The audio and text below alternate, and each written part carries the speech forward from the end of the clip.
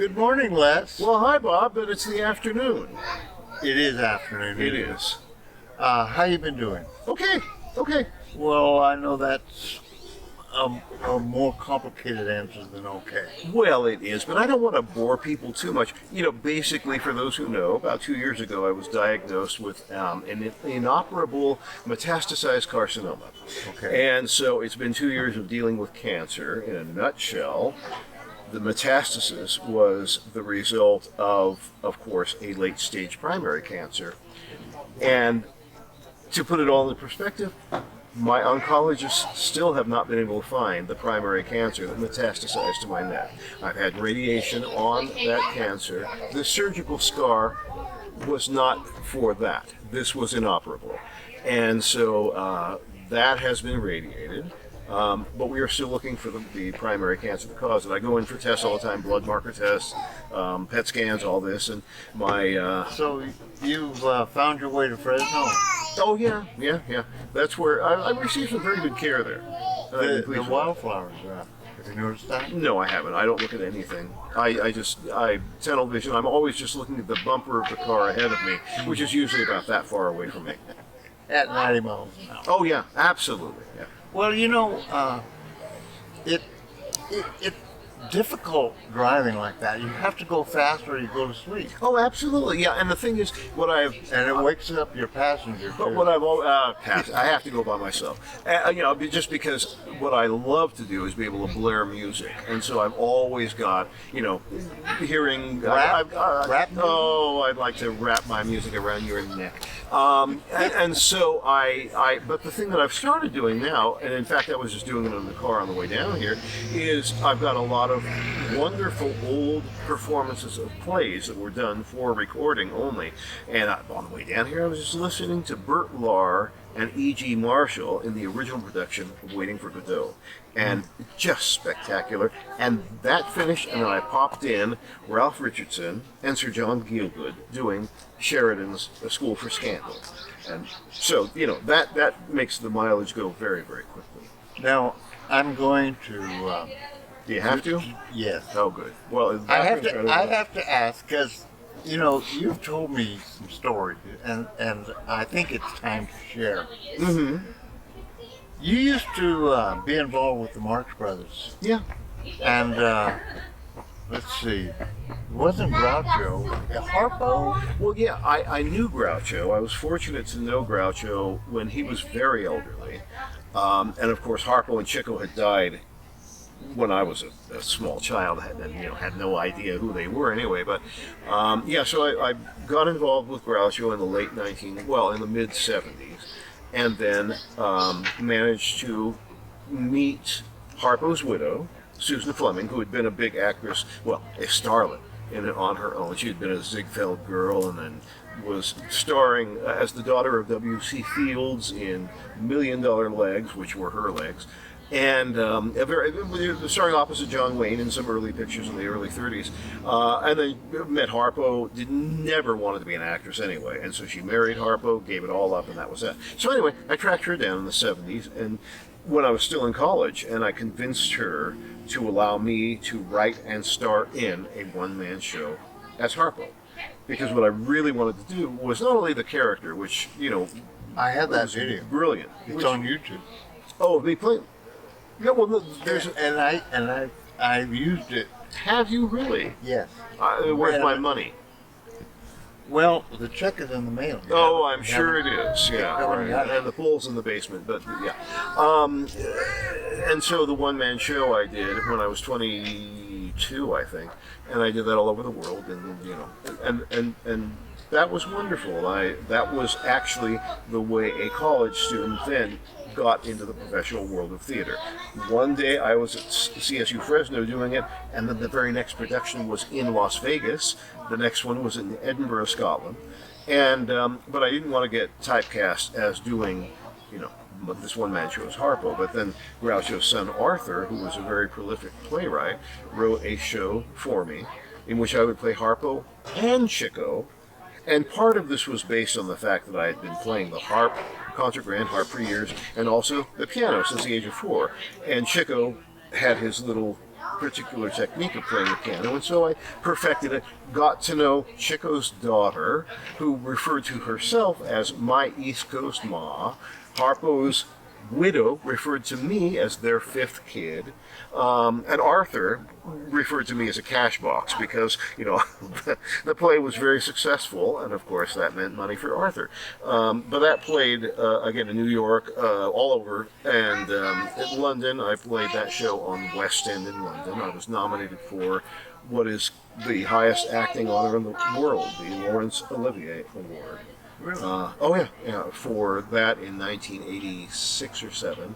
And it was incredible honor because American actors, first off, just they don't get to work on the West End in Britain, which is their equivalent of our Broadway. And so I had to be traded for an entire play production that came from the West End to Broadway. But that was that, and that was years ago. Well, that's a part of history that I just felt I needed to get out and share on my media. Mm-hmm. I've heard these stories from you before. Mm-hmm. I was just as bored then as I am now. I was going to say that for you. But I'm glad that little thought struggled up to the surface and got out of you. Or down to the surface, I guess, and got out of you. Something you won't believe this. This is a friend. No. Oh, it's a one-sided Don't friendship. insult me that way. Well, and I did have plenty of times of playing Groucho too, so I played all three of them, and momentarily played Zeppo. When we were totally rewriting Groucho Life in Review, which was that show, there was a moment that we rehearsed me into the show, just because Arthur thought it would be perverse, as Zeppo too. So I was momentarily playing Harpo, Chico, and Zeppo, but also have done Groucho constantly.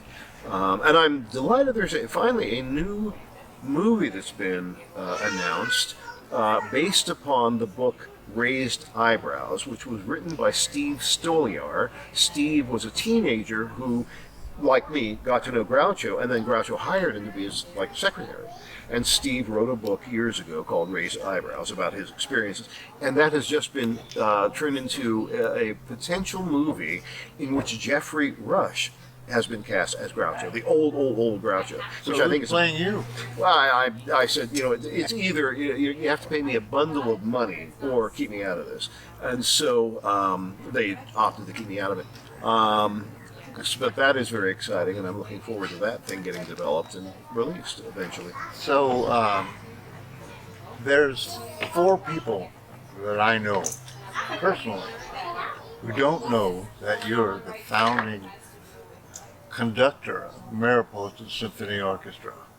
And all 4 of them are going to be watching this video. Oh, how nice. So maybe you could tell us a little bit about where the Symphony Orchestra is right now and where it might be heading, given your health issues. Well, certainly, and for those 4 people who don't know a thing about it, we of course, my wife and son and I were living on the East Coast for years, and then when I became disabled in an on-stage accident in Washington, D.C., I was starting a show there, and there was a problem with one of the set pieces, and totally demolished my left leg.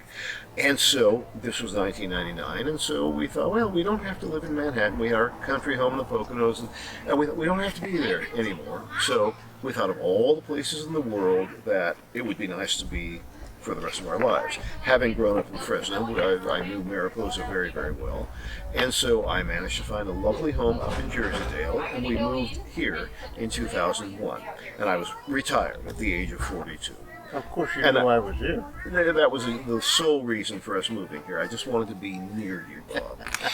And, unfortunately, now I don't want to be near you. Yes. But, and so after about 5 minutes of being retired, I was totally bored senseless. And I thought, well, let's see. Oh, well, my earliest training had been in classical music. When I was 4, I began the piano. Eventually learned all instruments, was mentored in conducting and composing, all of this by Guy Taylor, who was the then maestro of the Fresno Philharmonic Orchestra. So I thought, well, maybe I could put together a little salon or chamber orchestra here, and that was in 2002, and it just steamrolled into by our first concert. We had over 30 musicians, and I said, well, let's call up the Mariposa Symphony Orchestra. So by our second performance, 2 months later, we had 45, and by then I developed the orchestra into about 60 people, and I have a waiting list, seriously, of people who want to play in the orchestra. Can't bring them in because there's no space. We perform at the Feaster Auditorium, and even there I had to have an 8-foot by 36-foot stage extension built for the front of the stage. Still too small for us. So that is where we had played for years. Many years ago, we also began performing in Yosemite, initially at the Ahwahnee, also on the great lawn of the Wabona Hotel for an outdoor Independence festivity. And I think the incredible event, however, was in 2016. We performed at Glacier Point. And I composed a set of 4 large-scale symphonic poems that created a symphonic cycle, an evenings cycle, and the state of California awarded us a large grant for me to then be able to tour the orchestra around to 5 counties in our region. And then we kicked it all off with a performance at the Ahwahnee, and then our final performance was months later at Glacier Point. And that was a once-in-a-lifetime experience. It required special dispensation from the Park Service, but it was also Yosemite's event to commemorate the centennial of the National Park Service in 2016. So we were their special event.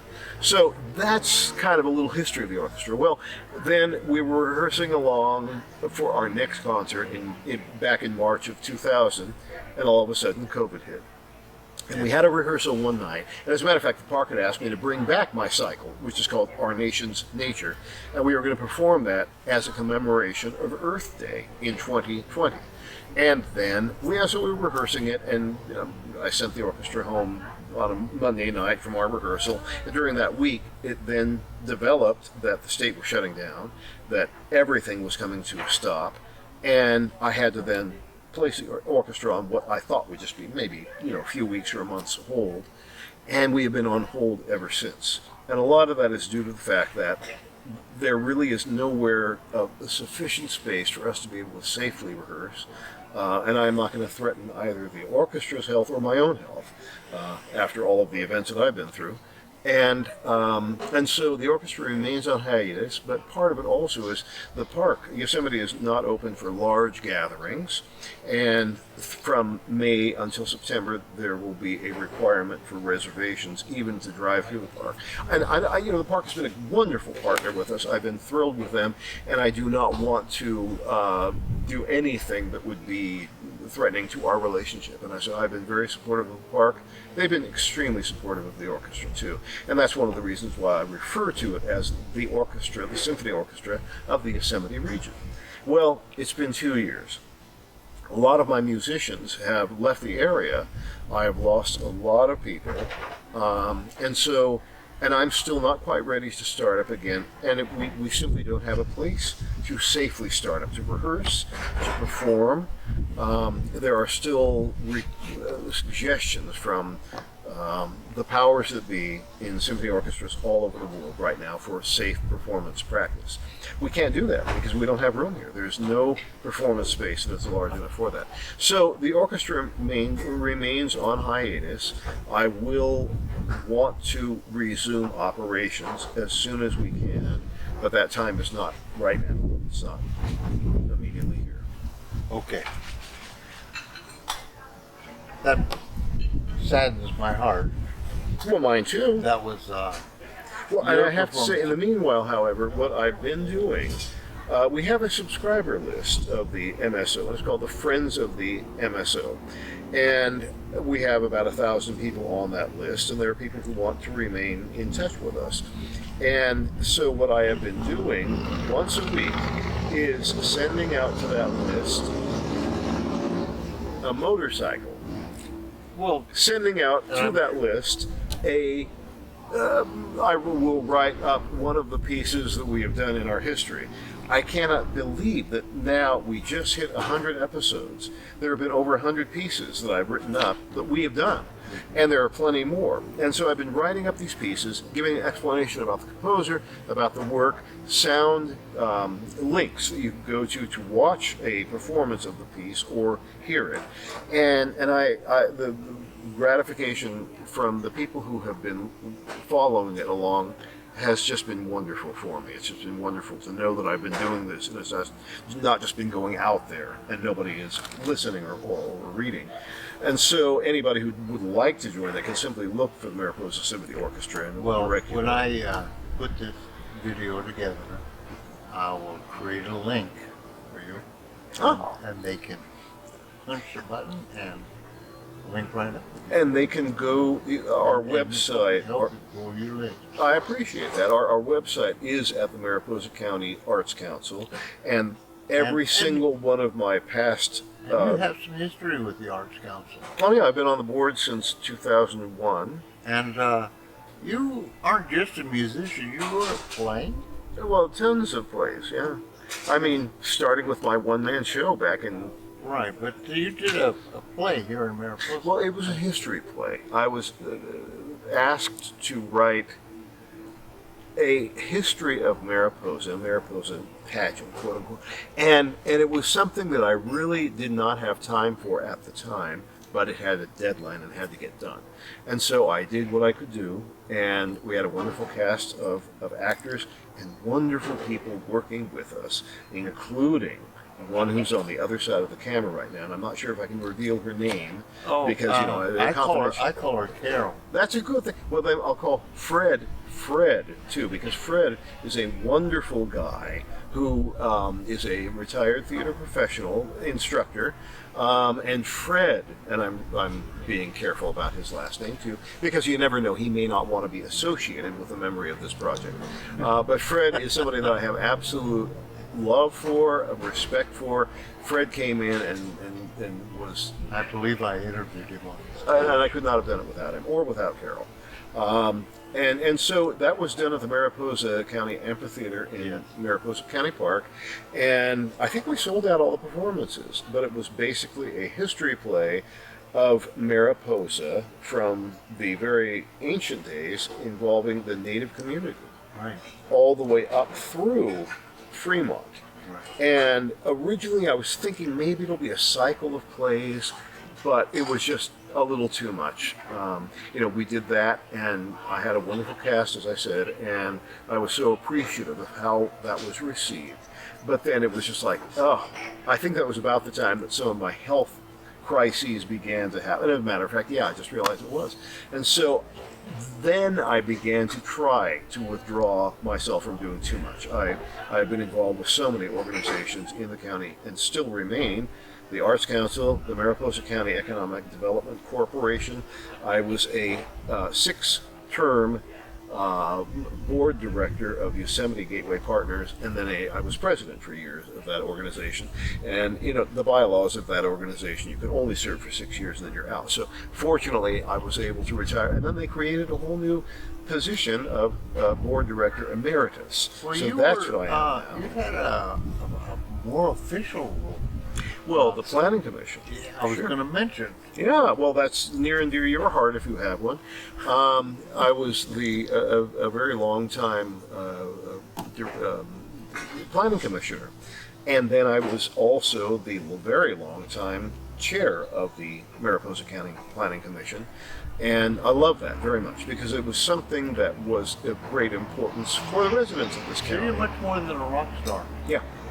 I'd like to think. Well, somebody recently described me, and somebody, I won't mention his name because I don't want to impugn his honor, but he's somebody very well known in our county.